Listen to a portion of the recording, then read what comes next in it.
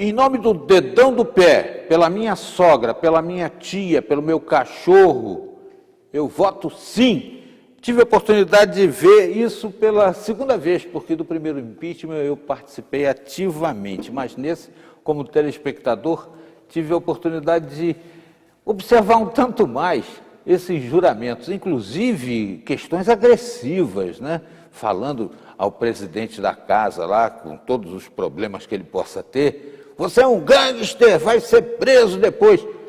Isso é nível, professor, satisfação em tê-lo conosco aqui para conversar sobre um assunto tão importante que mobilizou a opinião pública, mexeu com todo o Brasil. Acho que deu mais audiência que o jogo da Copa do Mundo. Tinha bar e restaurante oferecendo telão para as pessoas acompanharem.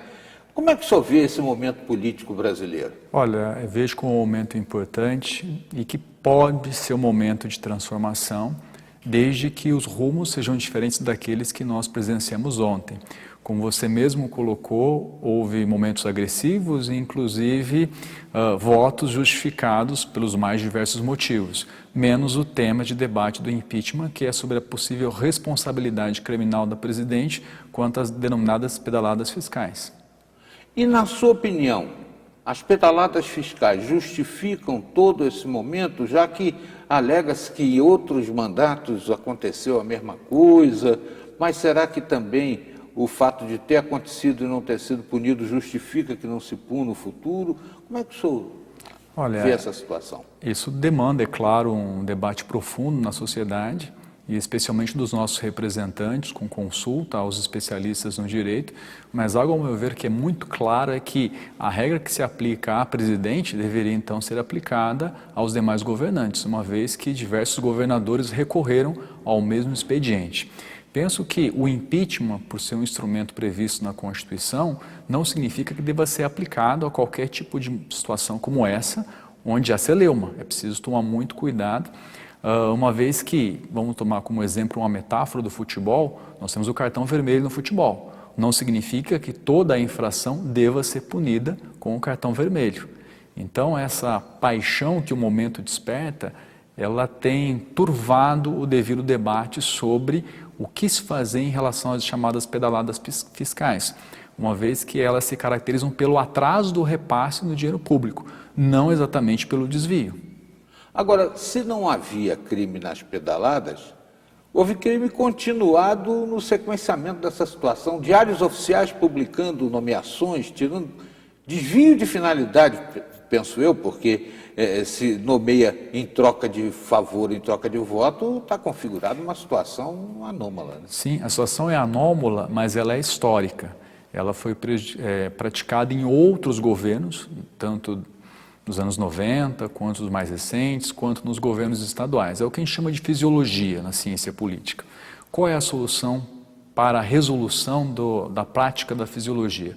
A reforma política, a reforma administrativa do Estado e o maior empoderamento da sociedade em relação aos processos decisórios. Porque nós observamos que as negociações que catalisaram votos para a continuidade do processo do impeachment também são caracterizadas pelas mesmas trocas.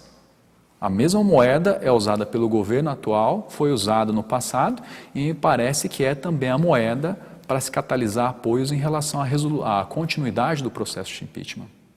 A questão da legitimidade do condutor do processo foi muitas vezes mencionada na votação que se deu. Trata-se de uma pessoa que está respondendo a vários processos, né? Isso deixa transfigurada a votação, no seu ponto de vista? Com certeza atrapalha bastante, porque se nós lembrarmos do momento em que o processo foi aceito, foi logo quando membros do partido da presidente se declararam a favor da continuidade do processo no Comitê de Ética, que pode levar à cassação do deputado Eduardo Cunha. E é bastante constrangedor porque eu acompanhei várias publicações fora do Brasil, especialmente o New York Times, e o que nós percebemos é que essas publicações apontam essa contradição. O presidente da Câmara, que pode ser, na prática... Você é um gangster, disse lá um sujeito. E na prática ele pode ser o vice-presidente do país, e na ausência do Michel Temer ser empossado, ele pode ser o presidente de fato.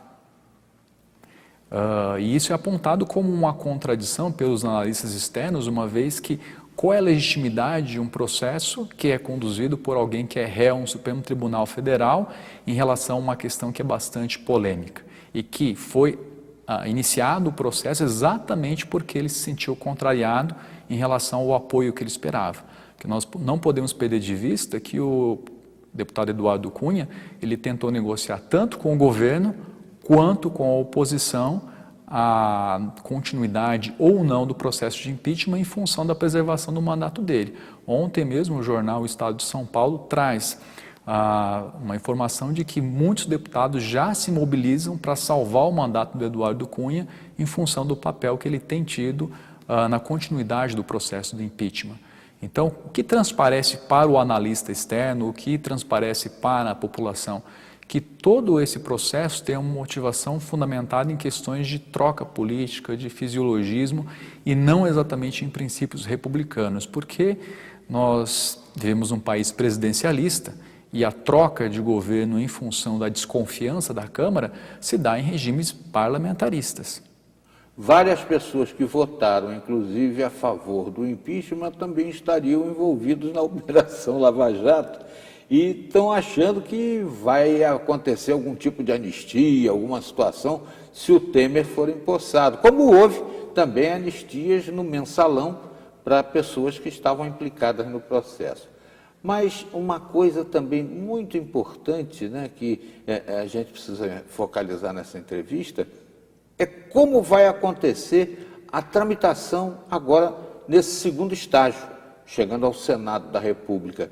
E um outro detalhe também, esse também bastante importante, é ventilado por setores do próprio PT, de que a presidenta deveria encurtar o mandato dela e convocar eleições. Eu acho que isso é meio complicado de acontecer, precisaria de uma emenda constitucional, talvez. Sim, sim.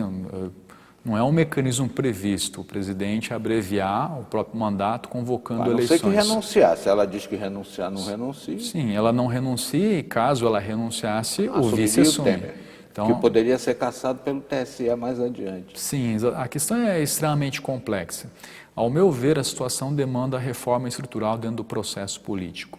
Nós temos uma situação em que o voto do cidadão comum ele é muito influenciado por doações de grandes empresários, de grandes empreiteiras, de grandes empresas que desequilibram o processo ao dotar determinados candidatos de um poder de influência muito grande. E nós observamos que todos os candidatos que têm chances reais de vencer, não só a eleição à presidência, mas nos estados e nos grandes municípios, recebem esse tipo de doação. Na ciência política há um debate muito forte sobre isso, inclusive em relação à campanha eleitoral nos Estados Unidos, porque a doação de grandes empresas, ela desequilibra o processo.